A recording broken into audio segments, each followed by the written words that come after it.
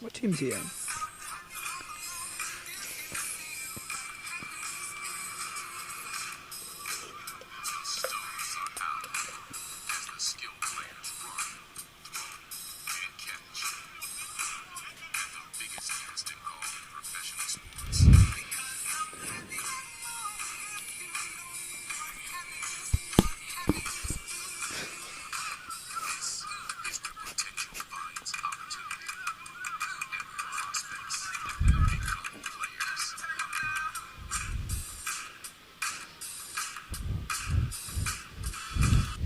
Hello and welcome to the NFL Offseason Podcast here with your host Louis Debe, alongside, of course, my partner in crime, Dave Kress. Dave, what's going on? Hey, boss. Thanks for having me. Yep, okay. So let's kick this thing off. The NFL Combine was last week, a very interesting one, I should say.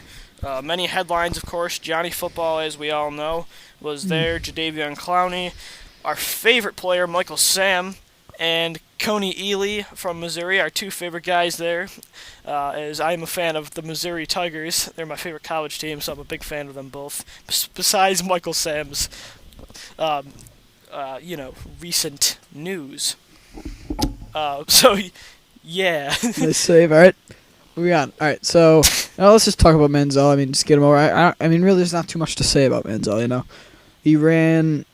If anything, I mean, everyone expected him to run 4.5, something like that, if not even a little higher. So I mean, Manziel really didn't help or hurt his stock, in my opinion. Yeah, I actually agree with you. He didn't right. So he didn't throw, he didn't run. He did run, but I don't know about you, but to me, still think that Manziel is going to be the first quarterback taken. Oh yeah. Bortles was impressive. Don't get me wrong. I really like what Bortles did. He threw the football very well for not knowing all of the receivers, and I thought he really improved his day. Who do you think had probably the most helpful day in the combine that really raised their stock higher than it would have been normally?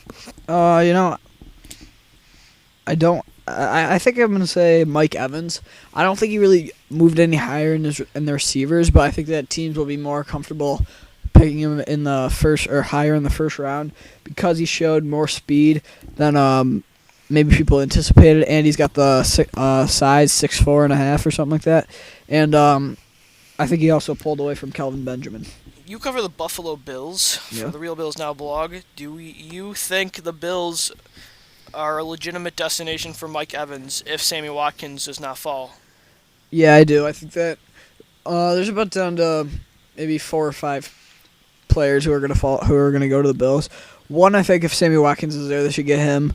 Another guy is either if it's really rare, but if Greg Robinson's there, or maybe Jake Matthews. Those two, if one of those two tackles, but that's it. And then Mike Evans and Eric Ebron.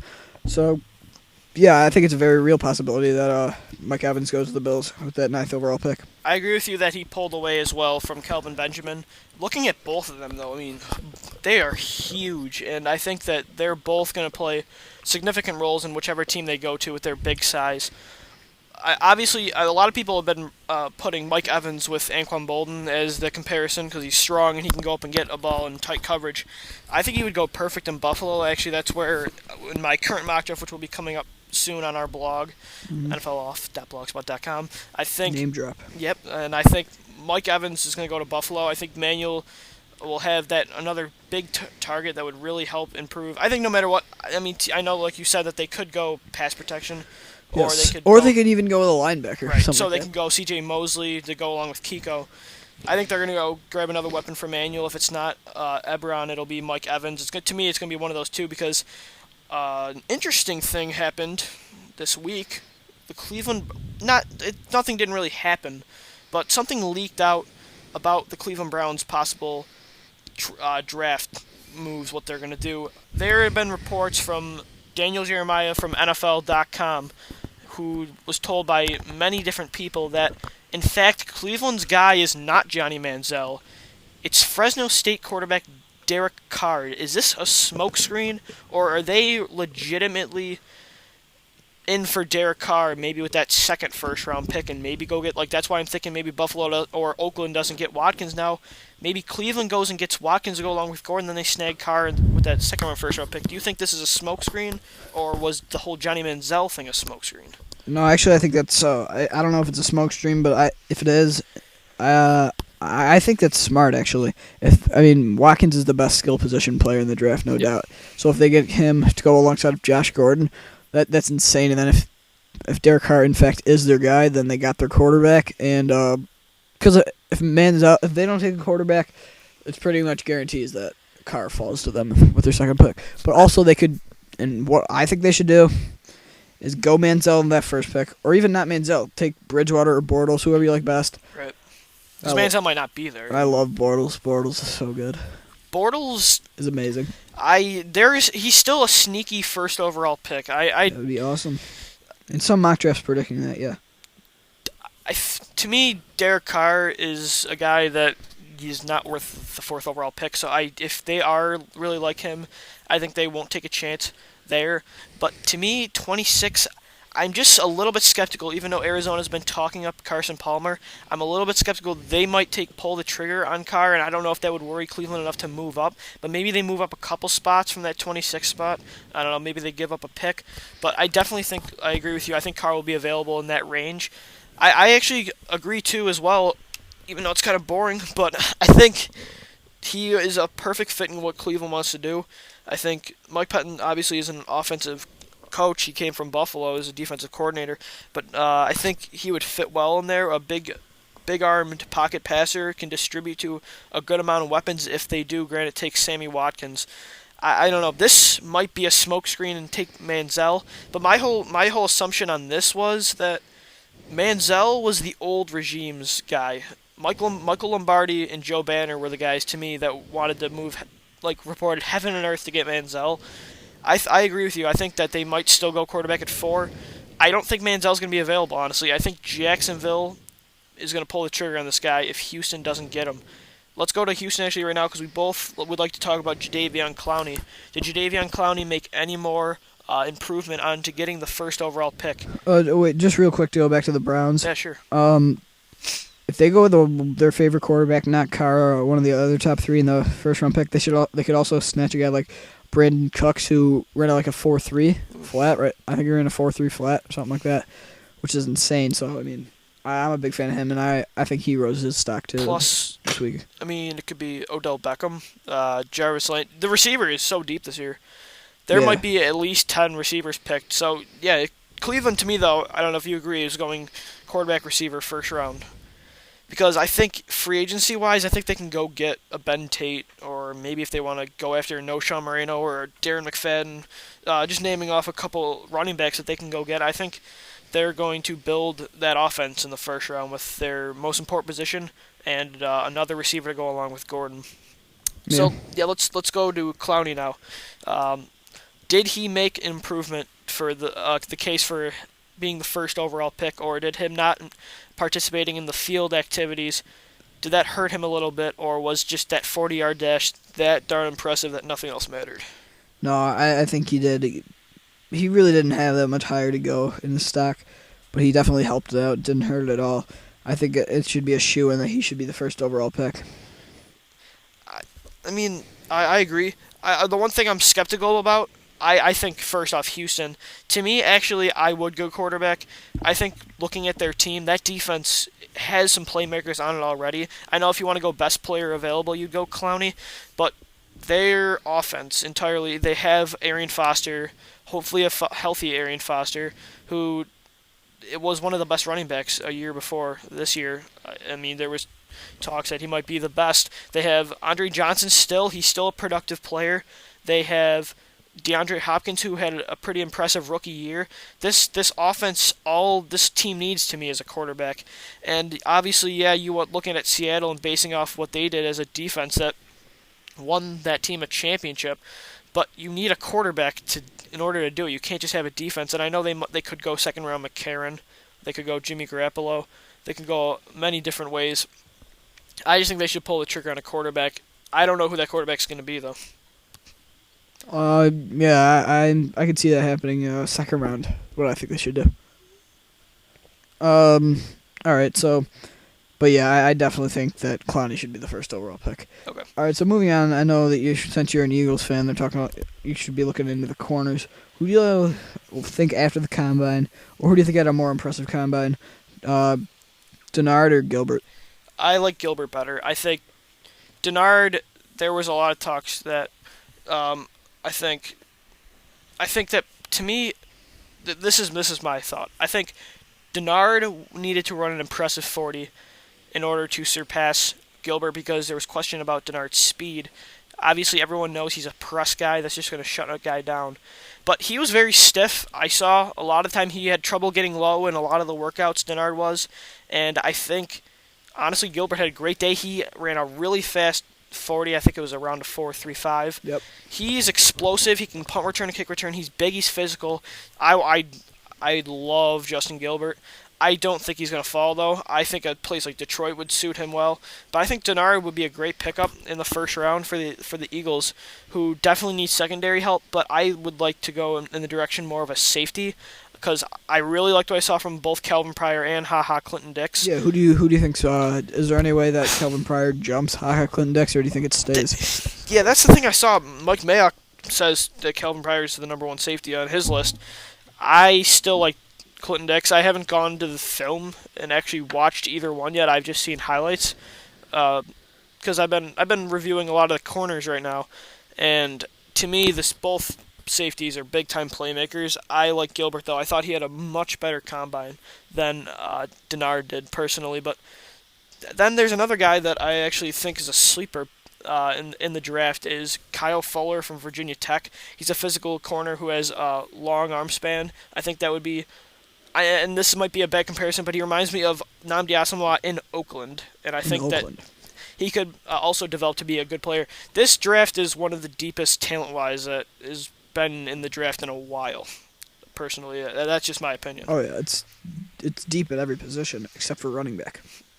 Which brings a good segue right there. I think we should actually go into that right now. Is there going to be a running back taken in the first round? No, and if it is, it will be to Cleveland with their second pick, and then that's if they don't take Watkins first or go on a receiver. So yeah, I think it's very unlikely. Who's that running back? Carlos Hyde, in my opinion, is the best out of Ohio State. Yeah, to me, there's no running back that will be taken in the first round. I like Kadeem Carey out of Arizona. Carlos Hyde's a great player, but I feel like he benefited a little bit off of Braxton Miller. It's a read option, that's just me. Arizona did that too, but their quarterback really wasn't that big of a threat. I don't think that running backs will go in the first round based on, honestly, you just look at what happened last year. Teams are going to see that you can wait for running backs and even get them in free agency, and there's many different areas to get running backs, which is a position that now people are saying you can get a dime a dozen anywhere. You can get a playmaker at that position. So to me, Cleveland, like you said, would be the best suited out of all the picks. But I've seen in some mock drafts on NFL.com that the Carolina Panthers could go there. They have D'Angelo Williams there, who's a pretty productive running back, but Jonathan Stewart's been battling injuries his entire career, and it might be time for them to let him go. So maybe I've seen some mock drafts that take a chance for them on Carlos' side. But I'm a bit skeptical on the running backs this year, personally. And also, I don't think you'll see any guards go in the first round as well. Yeah, that's true, actually. There was 2 guards taken last year. 3, Justin Pugh. Oh, Justin Pugh, right. So, Pugh, drawing a blank. Jonathan Cooper. And Chance Warmack. So, 3 guards there could go from that to... But you just see how deep the skill positions are this year. Look at, every position.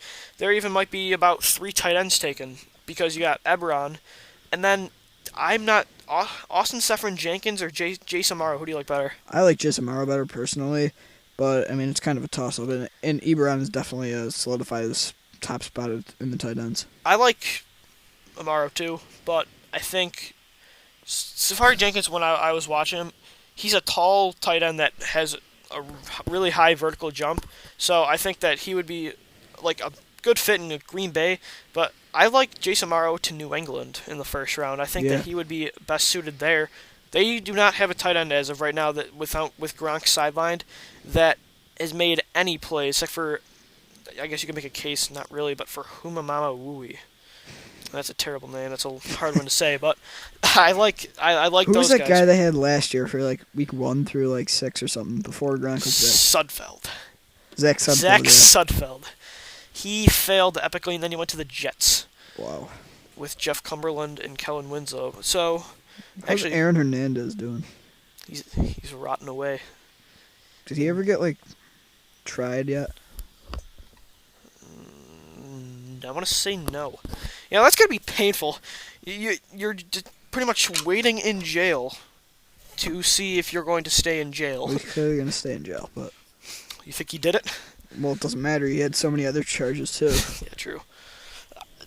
That would really suck if you were innocent and they let you innocent, and then but you just wasted all that time. There's too much evidence to say he doesn't. I don't want to be a judge because it's not really where I expertise.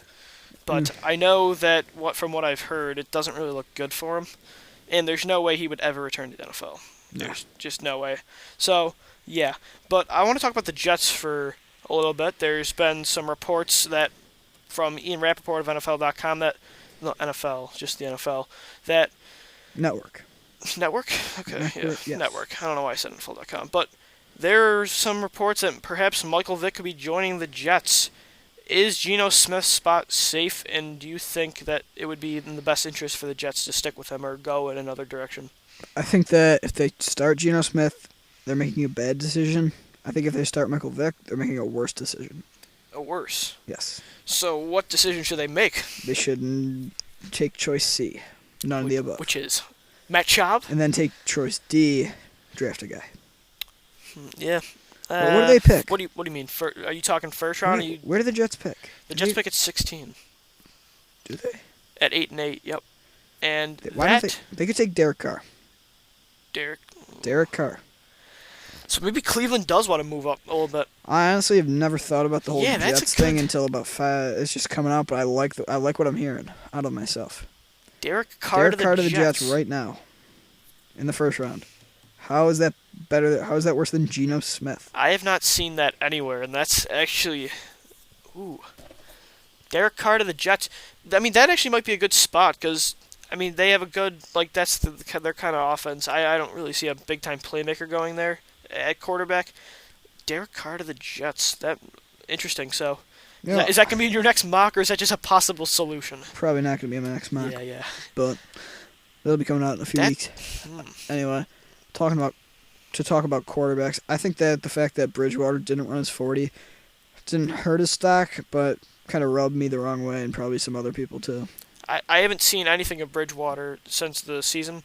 I haven't heard an interview or anything, so I wanted to see something from him. So I agree with you. I think it would have been. It was kind of frustrating.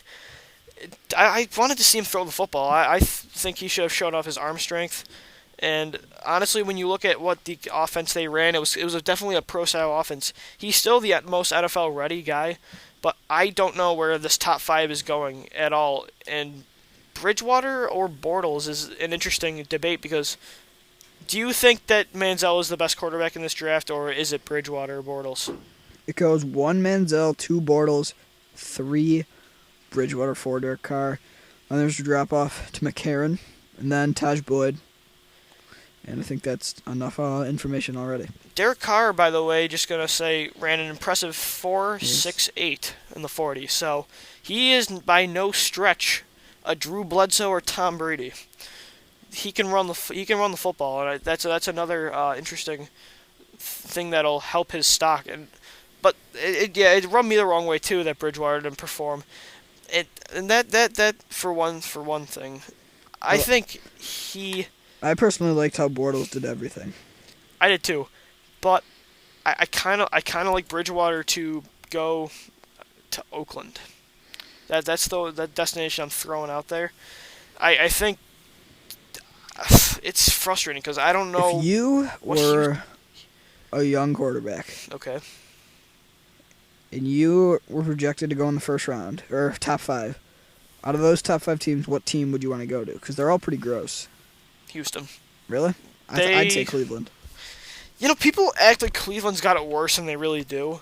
No, they got a good situation. They got rid of the whole To They me, already they DeQuell weren't Jackson. getting. Jimmy Haslam was not getting along with Lombardi and Joe Banner. They were completely different personalities, and it wasn't working out. They made a move. Even this whole Jim Harbaugh thing, which we'll get into in a couple minutes once we're done with this.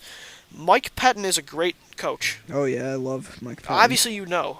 Yes. He took the Bills, which were I'm just gonna say this off the top of my head, and feel free to go back. The Bills might have been one of the worst defenses the years before. Yeah, they had one of the worst run I'm defense. just saying that. Yeah, I'm they had just a bad observing. defense. But Mike Patton is amazing. He took that team into a high of. I read this in an article, so I'm not a Bills whiz, but he took that team to a high of franchise high of 57 sacks last season. He took a guy in Roby, don't know his first name. I know Bradley Roby's his brother. Nickel Roby. Kel Roby, and made him a productive corner. He was took sweet. an injury-plagued secondary and made that defense into a very productive one. He's going over to Cleveland that has a very good defense that was very impressive last year. To me, all they need is good coaching, which to me they got now, and they got have Kyle Shanahan, right? Kyle as their offensive Shanahan, who coordinator. worked well with RG3 in his first year.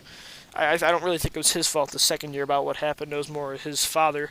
But they have a good offense. They have a great offensive line.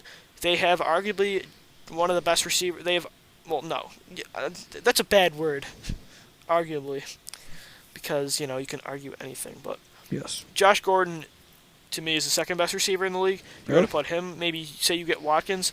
Yeah, I would love to go to Cleveland too, but I think Houston, because even you had Houston winning the Super Bowl the year before. I did. So there was Unfortunately. expectations for Houston. You know, Obviously, you weren't the I only feel like one. Adam Rank, because Adam 2 years Rank. ago he had the Chiefs going and they had the first overall pick.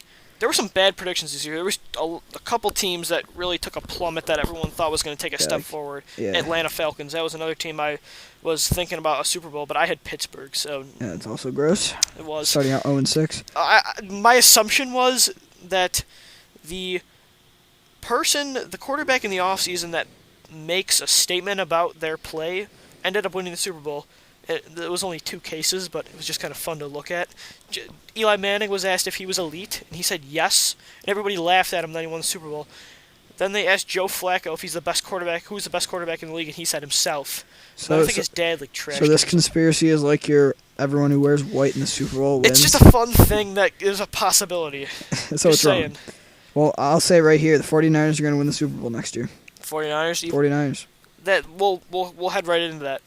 You say the 49ers are going to win the Super Bowl, but what about this whole Jim Harbaugh thing going on? Doesn't matter. Is this going to affect the team at all? No.